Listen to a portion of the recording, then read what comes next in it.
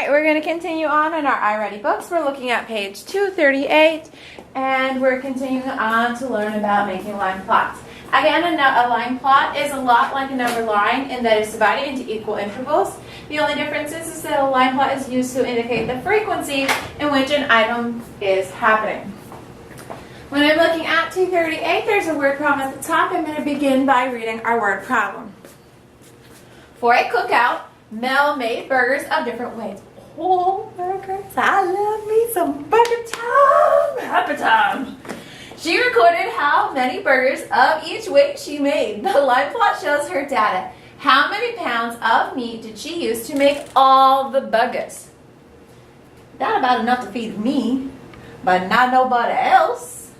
Anyways, all right. So let's go ahead and look at our questions again. I have a line plot. I'm making burgers, and I need to find out how much meat I used to make all my burgers. So if you're looking at your sheet, you're going to see that they have explained at the bottom that they could do. They went to their 1/8 pound, and they looked at their line plot, and they said there's one of the 1/8 pound, so 1/8 pound equals a total of 1/8.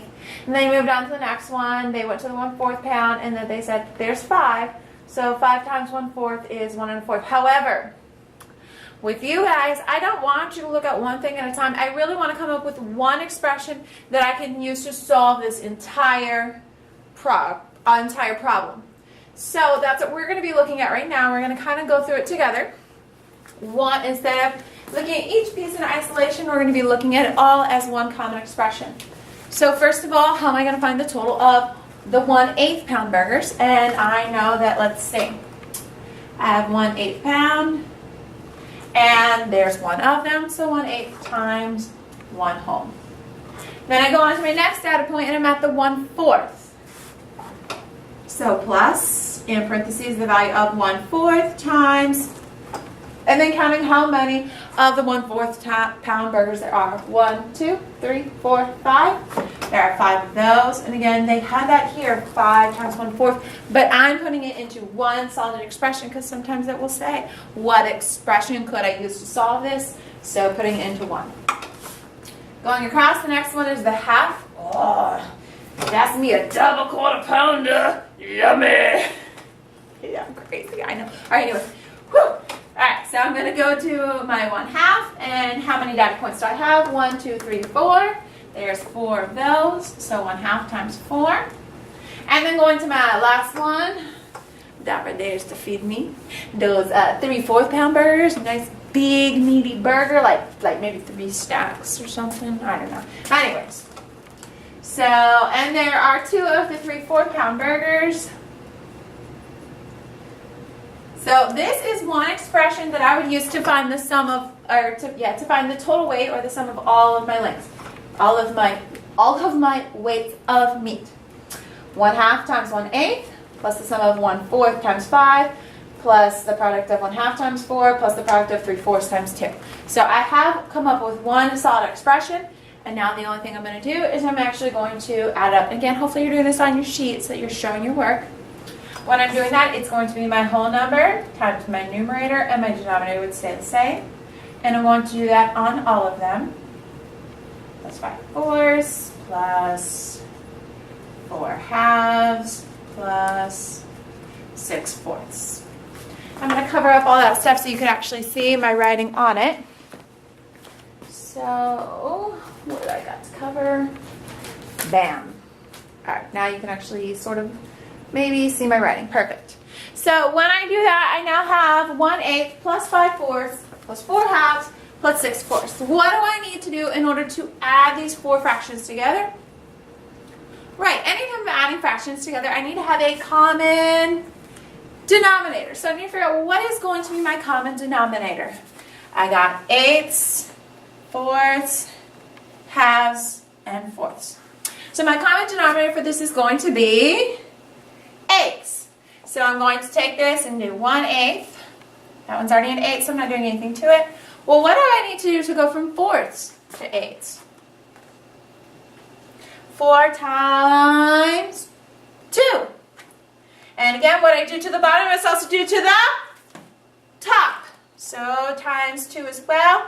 5 times 2, my equivalent numerator is going to be 10. Again, I have halves. Well, what did I do to go from halves to eighths? I multiplied by 2. No, not by 2. Just kidding. Psych! Hopefully you didn't say the same thing as me.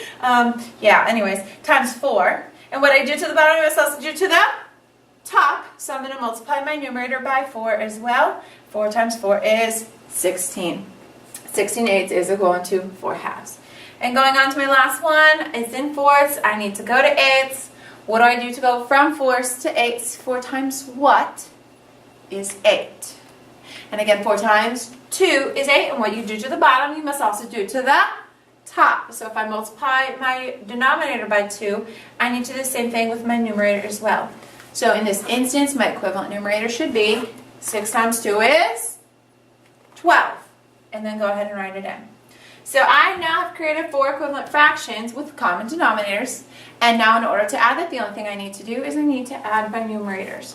You might be able to add it going this way. Some people need to rewrite it going vertically, and that's fine. So just be careful that if you are rewriting it going vertically, that you're paying attention to make sure that your place value lines up. So just take a moment, get that all copied down on your sheets so that you're doing it with me. And then hopefully you'll realize that 6 plus 2 is 8, plus 1 more is 9. And then adding all your ones, you have 39. And again, your denominator should stay the same. So 39 eighths. Now, what do you notice about 39 eighths? What do you know about that fraction? Hopefully, you recognize that 39 eighths is a fraction greater than 1. It's that improper, and I need to turn it into an equivalent mixed number. Well, how do I mix a mixed number? Right, I want to figure out like division. 39, can I envision it as a division bar? 39 divided by 8. How many times can 8 go into 39?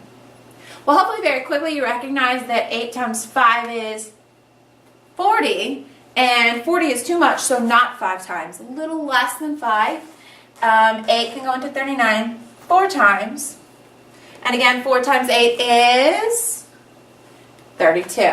So I'm going to subtract 32 from my numerator. And of course my denominator is going to stay the same. So 39 minus 32 is what? Right, it's 7. So I actually have 4 7/8 pounds of burgers all together. And again, you can see that they came up with those little partial products on their sheets. And then they add them up. But this gives you a nice vertical progression of how to really do that math so that you can see where it's all coming from and how it's all piecing together. We got the same total as they did. We just did it a little bit more organized with one expression for the entire operation. Okay, so let's continue on now. And we're going to look at number 16. And number 16 says to something along the lines of suppose a triple pound burger. I don't know nothing about none of that. I'm on cheese and mustard. Okay, here, there you go, Miss Foreman, hungry again. All right, kidding. Number 16 says, look at the burger weight line plot above. One friend at the cookout asked for a triple pound burger. Oh, that was me. I'm that one friend. All right, so Miss Foreman at the cookout asked for a triple quarter-pound burger. Where on the number line could that burger be represented? Well, first of all, I'm going to kind of go through cubes, and again, I'm going to write very lightly on this book because this is my one beautiful ready book in my math world, and I got to treat it like gold. But anyway, all right, so there's triple, and then there's also quarter pound. So I need to figure out, first of all, what is a quarter pound? I know that triple is 3, so I could write 3. And tripling is telling me to multiply it. What is a quarter of a pound? Well, hopefully if I know money, I can recognize that that quarter of a pound is in fact like a fraction. If I think about quarters, well, how many quarters are in a dollar? Right, there are 4 quarters in a dollar. So 1 quarter pound is going to be 1 out of 4. So again, I want to triple that. So 3 times 1/4. A triple quarter pound burger is 3/4 pounds. And again, it's your whole number times your numerator. Your denominator stays the same. So that burger's mine. I like my burger medium rare with ketchup, mustard, and some tomatoes and lettuce. And mac and cheese with it, because I love me some mac and cheese. Alright, anyways, getting a little hungry here. It's getting late. On page 239, let's look at the next page. Oh, but listen. I don't know if you can see that there, but that right there is a beautiful, fabulous Coke that I would like to have when I have my triple pound burger. So just, take note. Alright, anywho, let's back. Alright, let's get it together. Alright, so on page 239, again, you're going to need to follow along so that you can see it more clearly on your own paper. On page 239, it says, a veterinarian's scale weighs animals to the nearest 1/8 pound. The list below shows the weight in pounds of the last 14 dogs that the veterinarian saw. So it gives all these weights, and it says to create a line plot to show the data. So there are a few things that I need to do before I can really create that line plot. So I need to think, well, what do I need to do to make a line plot? First of all, I need to recognize where does it need to start and where does it need to end, because certainly it does not always need to start at 0. These are high numbers, and if I were to start at 0, I'm having a lot of dead space. So I want to look for the smallest number and the largest number. So maybe take a moment now and pause the video to find what the smallest number is and the largest number. Hopefully you recognize that the smallest number is going to be 14 1/4, so I could have my number line start at, let's just say, 14 whole. And it goes on to 19. So I need to have my number line being made somewhere between 14 and 19. And once I figure that out, I've got my whole numbers, well then I need to figure out my intervals between the whole numbers. So now I'm going to be looking at those fractions. What should the intervals be made into? My line plot is made into terms of what unit fraction? Right, my line plot should be made into terms of eighths, because they would share a common denominator of 8. So what I went ahead and did, and I already did this, you may want to pause so that you actually have time to draw your own, but I'm going to show you mine. And what I have, which is hopefully going to show up, yeah, sort of-ish, show up-ish. Alright, is I have my line plot. My whole number is 14 and it ends at 19. And again, we decided that my line plot was divided into terms of eighths. So I've already pre-drawn it. I cut it in half first. And then I took each half and cut it into fourths. And then each fourth got cut into half to turn it into eighths. So you're going to see me do that right now. Between 17 and 18, I didn't do that one. I left it blank for you. So between 17 and 18, here's 17 and here's 18. I took between 17 and 18 and I cut it in half. That's giving me half. I cut each half, now I have fourths. If I cut each fourth into half, then I'm going to have eighths. So again, I cut my half, I cut each half in half to give me fourths, and each fourth in half gives you eighths. So go ahead again, finish that up with your entire number line. Maybe pause it, take that time to do it 14 through 19. Now, after you have that done, now you can actually take your information from your page and create that line plot. So there's my data, and I'm going to use that information to create my line plot. And I'm just going to slide this up. So the very first number I have is 5 1/8. But I'm going to go ahead now, so before I forget, and I'm going to turn all these other fractions into equivalent fractions with that common denominator of 8, since my line plot is divided into intervals of eighths. So this one's in eighths, but this one I need to change, 17 1/2. If I want to turn 17 1/2 into eighths, what am I going to go by to turn it into eighths? Right, you should be multiplying by 4, so the equivalent to this would be 17 and 4 eighths. 1/2 is equivalent to 4 eighths. This is in eighths. Oh, this one, 16 and a fourth. If I want to turn 16 and a fourth into eighths, 4 times what got me to 8? Right, 4 times 2. And what I do to the bottom is also do to the top. So my equivalent numerator will be 2. Again, 1/2 is equivalent to 4 eighths. So 17 and 4/8. Again, 1/2 is equivalent to 4/8. So again, 17 and 4/8. 1/4. If you can remember from before, we made 1/4 into an equivalent fraction by taking it and multiplying it both by 2. So 2/8. This is already in 8s. 14 and 1/4. Same thing. I need to turn it into 8. So 4 times what got me to 8? Again, same thing. It's 14 times 2. So 2/8, 14 and 2/8, and the rest of them are in 8s. So now I've created these equivalent, and I'm sorry, I do understand that you can't see them because that's just how things roll around here. That's how it goes. Anyways, so I'm going to go through one point at a time. The first one is at 15 and 1/8. So I'm going to go to my 15. And 1/8 means I'm the first interval after. There's 15 and 1/8. And I'm going to go ahead and just kind of cross it off so that I know, well, I've already done it. And I'm going to do it lightly, not really, on my book because clearly it's not meant to be written in. Go to 19. Mark off 19 and then mark it off on my page or in my book. Again, 17 and 1/2 we decided was equivalent to 17 and 4/8. So I'm going to go to 17 and 4/8. And again, just a reminder to pause this so that all of our friends have a chance to get this marked on our sheet, on their sheets as well. Not all of us friends work at the same beautiful pace as Miss Foreman and her motor mouth. Anyways, alright. So 17 4/8, then I have 15 and 1/8. Again, I already used that, so now I have that second data mark just right above it, showing that I have 2 at 15 and 1/8. Mark it off. My next one is 16 and 1/4. Again, 1/4 we said is equivalent to 2/8. Mark it off.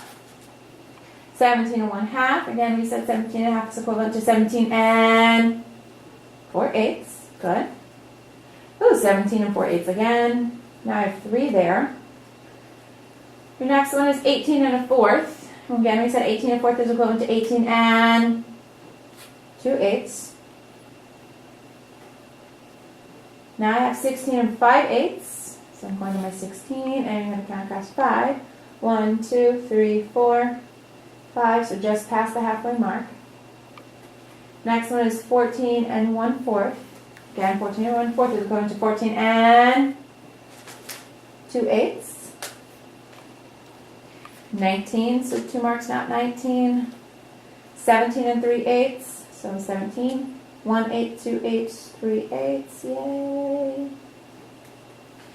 17 and 1/8.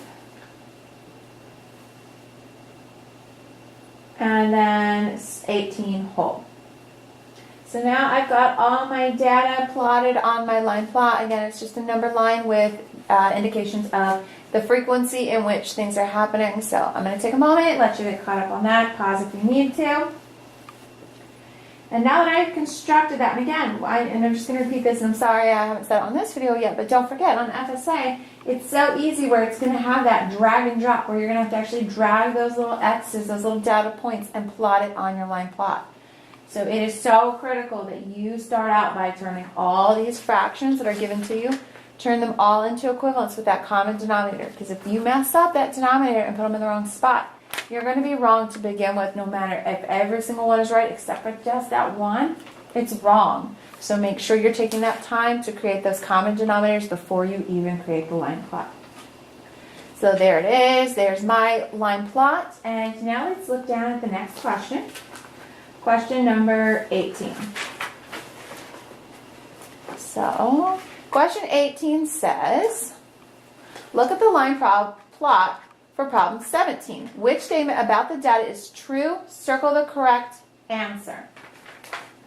So I'm going to look at that line plot, and we're just going to look at it one piece at a time. So there's my line plot. And letter A says the heaviest dog weighed about 5 times as much as the lightest. So let's see. Well, what was the lightest? Oh, here's the lightest. The lightest was 14 and 2/8. 14 and 2/8. Okay, and it says the heaviest dog weighed about 5 times as much as the lightest. So 5 times as much as the lightest, this is the lightest, is how much the heaviest weighed. And the heaviest weight, if I'm looking over here, was at 19. Well, hopefully, without even doing any math, that you would recognize that not to be true. Because even if this was just 14, well, 14 times 5 is way more than 19. In fact, 14 times 5 would have given me a 0, carry my 2. 2 times 1 is 5, plus 2 more is 70, and that's just 14. Then you'd have to also do the 14 times 2 eighths, which would have been 10 eighths. What do I know about 10 eighths? It's more than a whole. It can go in one more whole time. And I would have gotten 71 and 2 eighths, which would then be an equivalent to 71 and 1/4. Yeah, way too high. Did I need to do the math to figure out that it was way too high? No, I did not, because clearly, just looking at these numbers, there's no way that 14 times 5 is going to be anywhere near 19. I'm going to do 14 plus 5, but certainly not when I'm using that word times as much, which is indicating multiplication. So A, no way. Look at B. Most of the dogs weigh more than 17 pounds. Okay, I like this question because it's really about distribution. So when I'm looking at my distribution, I see here there's like 1 here, 2, 3, 4, 5. There's 5 here that are less than the 17-pound mark. There's 5 there. And when I look at above that, it's more than that. Well, I have 1, 2, 3, 4, 5, 6, 7, 8, 9. I have 9 that are greater than the 17-pound mark. So are most of them there? Well, yeah, I mean, more than half of them are there for sure. I don't know if you would call that most. So I was just going to see what my book would have called it. Yes, in the book it says that yes, most of the dogs weigh more than 17 pounds. And again, you can see that right there. There are 9 that are more than 17. There are 5 that are less than. So the majority of them are here in this high distribution area of greater than 17 pounds. But again, just because B is right doesn't mean I would stop. I still need to check my work because we always know that there are possible errors. So let's look at C. C says all the dogs weigh between 15 and 19 pounds. Again, here's 15. Whoops, sorry, you can't even see that. Here's 15 and here's 19. All of our dogs aren't there because we actually have one that weighs less than 15. So C is not correct either. And look at letter D. At most, only 2 dogs weighed the same amount. So only 2 dogs weigh the same amount. Let's look at my line plot. Okay, that's good. That's just 1. That's 2. 2 weighing the same amount. That's good.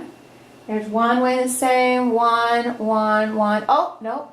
Here I have 3 weighing the same amount. So when I go back to that statement for letter C, at most only 2 dogs weigh the same amount. Well, or for letter D, that's not going to be correct because here I have 3 that weigh the same amount, not 2. So D does not work either.